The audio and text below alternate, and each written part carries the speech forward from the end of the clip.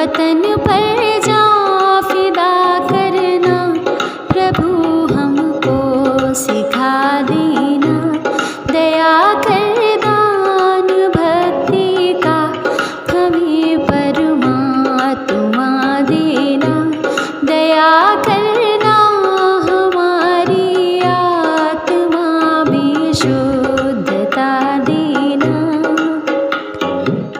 नमस्कार, जाने आज का सुविचार। आपकी कड़ी मेहनत कभी बेकार नहीं जाती। Your hard work has never gone unnoticed. अर्थात कड़ी मेहनत का फल अवश्य मिलता है। सफलता और असफलता अलग अलग शिखर हैं, पर हमें यह ध्यान रखना चाहिए कि क्या हमने उस सफलता को प्राप्त करने के लिए पूरे मन से कठिन परिश्रम किया है। कठिन परिश्रम करना हमारे हाथ में है और यह कठिन परिश्रम हमें सफलता तक पहुंचाता है। धन्यवाद। Good morning.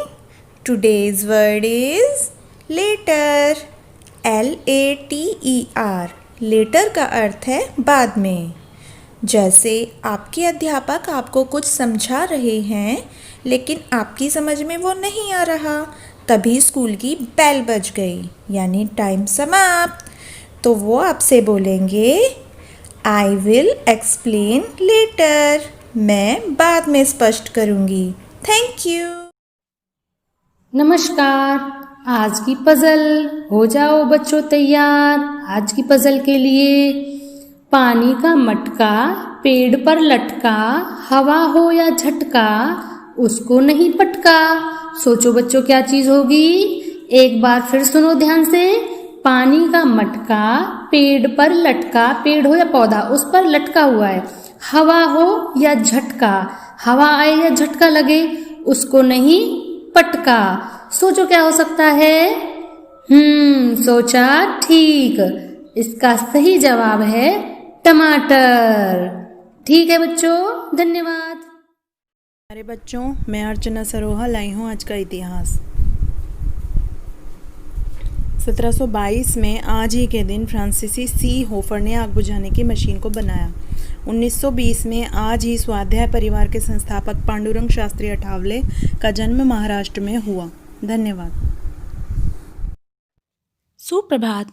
आज का विशेष है स्वाध्याय परिवार। स्वाध्याय परिवार महाराष्ट्र में प्रचलित एक आध्यात्मिक आंदोलन है।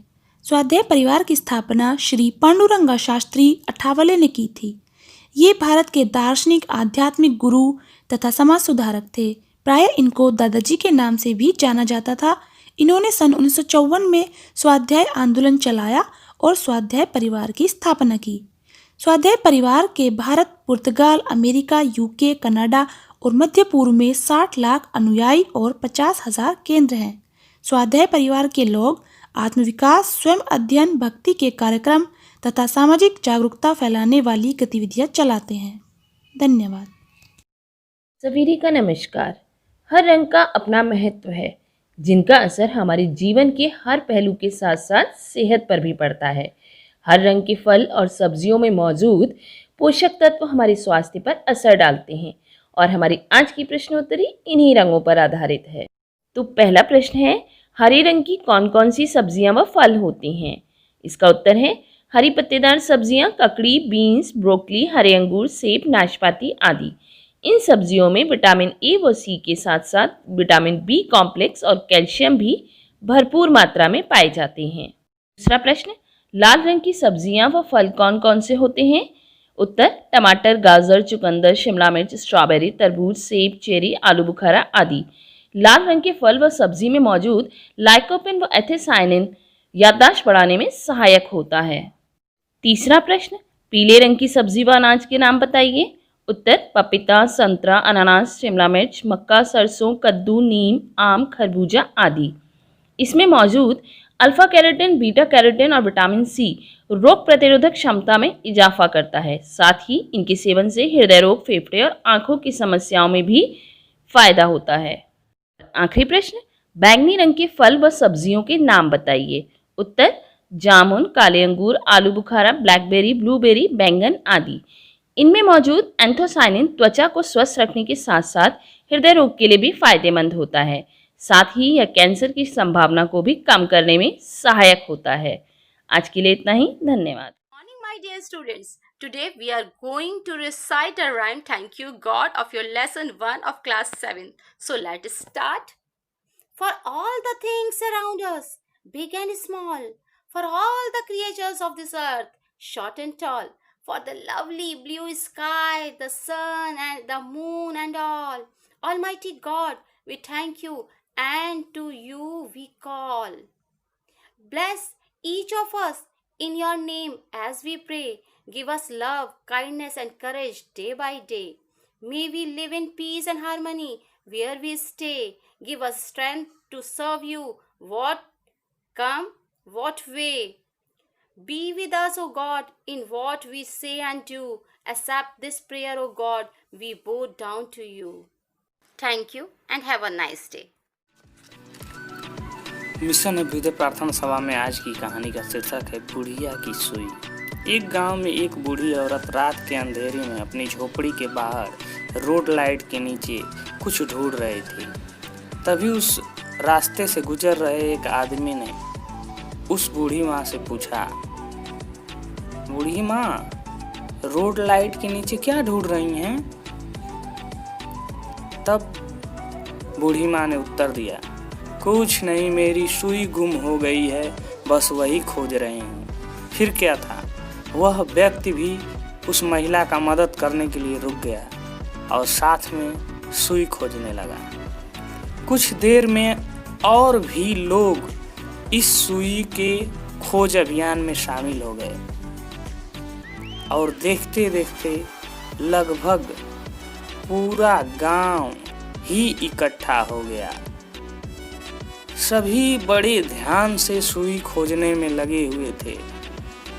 तभी किसी ने बूढ़ी माँ से पूछा, अरे अम्मा, जरा ये तो बताओ कि सुई गिरी कहाँ थी? बेटा, सुई तो झोपड़ी के अंदर गिरी थी, बुढ़िया ने जवाब दिया। ये सुनते ही सभी बड़े क्रोधित हो गए और भीड़ में से किसी ने ऊंची आवाज में कहा, कमाल करती हो अम्मा, हम इतनी देर से सुई यहाँ ढूंढ रहे हैं जबकि सुई अंदर झोपड़े में गिरी थी। आखिर सुई वहाँ खोजने के बजाय यहाँ बाहर क्यों खोज रही हो? तब बूढ़ी माँ ने उत्तर दिया, क्योंकि रोड पर लाइट जल रही है, इसलिए। सभी लोग यह सुनकर हंसने लगे। इस कहानी से यह शिक्षा प्राप्त होती है कि किसी कार्य को करने से पहले या प्रारंभ करने से पहले या भीड़ का हिस्सा बनने से पहले उस कार्य में के बारे में सही जानकारी प्राप्त कर लें और उस कार्य में तब जुड़ें। भीड़ की तरह भीड़ का हिस्सा न बने, रुचि के अनुसार कार्य करें, अवश्य सफल होंगे। धन्यवाद। नमस्कार। आज जन जागरूकता में सड़क सुरक्षा।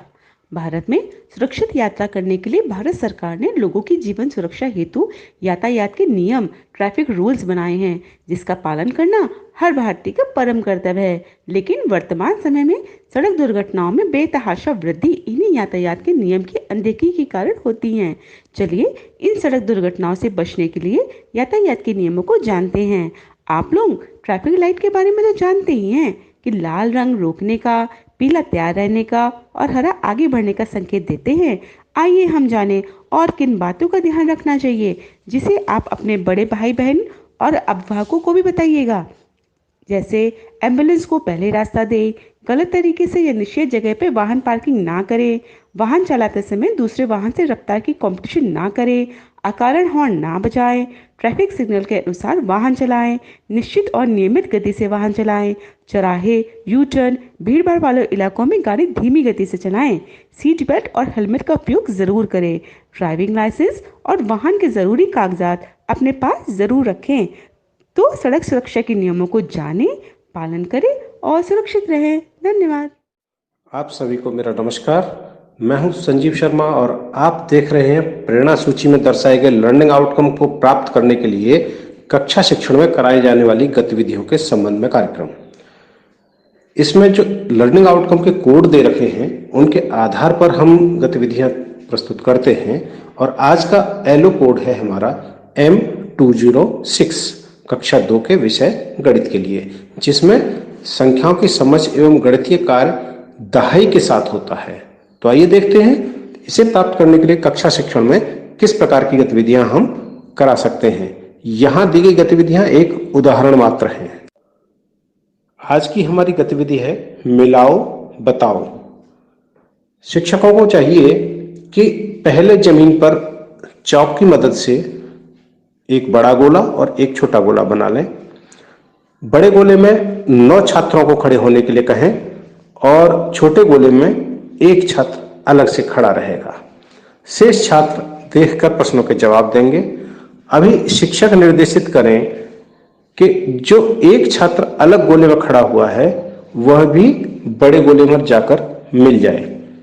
तो अभी तक जो 9 छात्र थे वो 9 इकाइयां थी, उनमें एक इकाई और मिलने पर वो बड़ा गोला हो गया और जो छोटा गोला था, अब छात्रों से प्रश्न पूछ सकते हैं कि इसमें कितने छात्र हैं।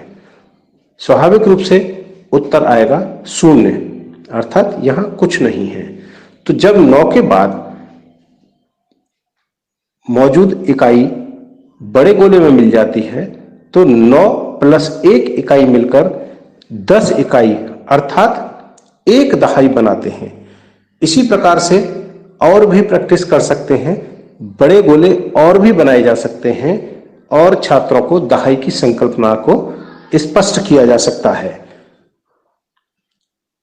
आवश्यकता अनुसार यहां छात्रों को प्रतिभागिता दी जा सकती है। इस प्रक्रिया को आवश्यकता अनुसार घटा और बढ़ा भी सकते हैं। जाहिर है जब दहाइयों के साथ फिर छोटे छोटे गोले और भी कई बनाए जा सकते हैं। एक दहाई के साथ जितने छोटे गोले होंगे उतनी ही संख्या आगे बढ़ती चली जाएगी। जैसे एक दहाई के साथ यदि 3 छोटे गोले बनाए तो 13 हो गए, 5 गोले बनाए तो 15 हो गए। यदि 2 बड़े गोले के साथ 5 इकाई के गोले बना दिए तो वो 25 हो जाएगा। तो इस तरह से छात्रों को बताते रहें। हाँ, निर्देशों का समुचित तरीके से पालन कराने का कोशिश करें और छात्रों को समुचित निर्देश दें। शिक्षक जब भी छात्रों को इस प्रकार की गतिविधियां कराएं तो वे रोचकता से परिपूर्ण होनी चाहिए और संकल्पना गतिविधि के बीच में स्पष्ट होनी चाहिए। तो इस प्रकार से गतिविधियां कराते रहें और गतिविधि के दौरान छात्रों के साथ साथ स्वयं को भी सक्रिय रखें। तो कराते रहें गतिविधियां और हासिल करें प्रेरणा लक्ष्य, क्योंकि हम बनाएंगे प्रेरक प्रदेश उत्तर प्रदेश। जय हिंद, जय शिक्षा। सुन सुन सुन मेरी नन्ही सुन, सुन सुन सुन मेरी मुन्नी सुन, ज्ञान की गंगा बहे, प्रदेश ये प्रेरक बने। सर्वांगीण विकास हो, उन्नयन की बात हो, अभ्युदय की बात हो, शिक्षकों का साथ हो, बात हो उत्कर्ष की, अधिगम के परिणाम की। अब न कोई छूटेगा, बच्चा बच्चा सीखेगा, अब नहीं रुकेंगे हम, प्रेरक बनकर लेंगे दम।